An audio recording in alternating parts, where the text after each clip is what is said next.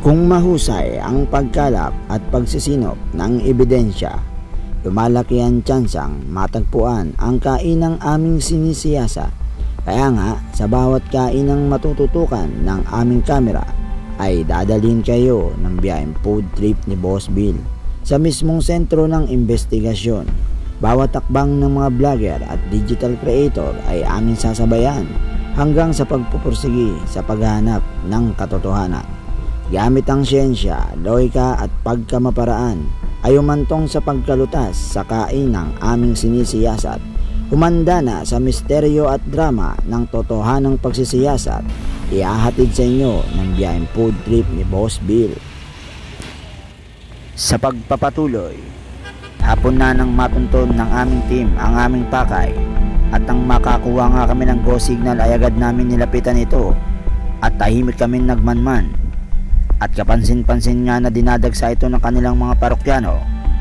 At nang makakuha nga ang aming team ng sapat na ebidensya, ay agad din naming nalapitan ang nasabing food cart upang umorder ng kanilang patok na pagkain, nang sa ganoon ay matikman namin kung talaga nga bang napakasarap nito.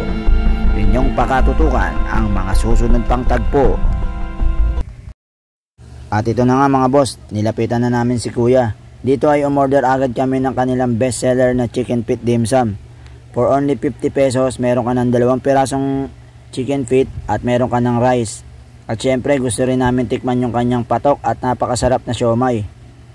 So dito, 4 na siomay for only 50 pesos. Pero ang ginawa namin dito, para matikman ko rin yung chicken feet, ay isang chicken feet tapos 2 siomay ay 50 pesos din po. At ayan na, makikita nyo mga boss, talagang nilalagyan niya pa ng sabaw ng chicken feet yung aming kanin. Kaya ito na mga boss, ito na yung in-order namin at wag na natin itong patagalin. Tikman na natin kung talagang abang patok at napakasarap nitong chicken feet at siomay ng Erms Dim Sum. So tara, samahan nyo na akong tikman nito mga boss. At ito na nga mga boss, tikiman time na. Syempre ang una kong tinikman yung kanilang bestseller na chicken feet dim sum.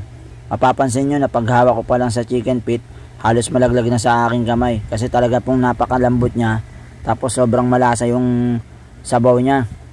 So pagka nilagyan pa siya ng chili sauce ay talaga namang grabe, talagang patok na patok po.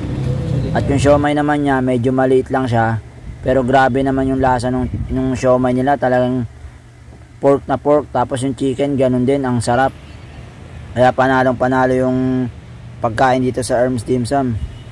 So kung gusto nyong tikman itong tinda dito ng Erms Dim Sum, dito lang po yan matatagpuan sa Juan Soler, sa tapat po ng Juan Soler building, dito po sa Soler Street, dito sa Divisoria, Manila.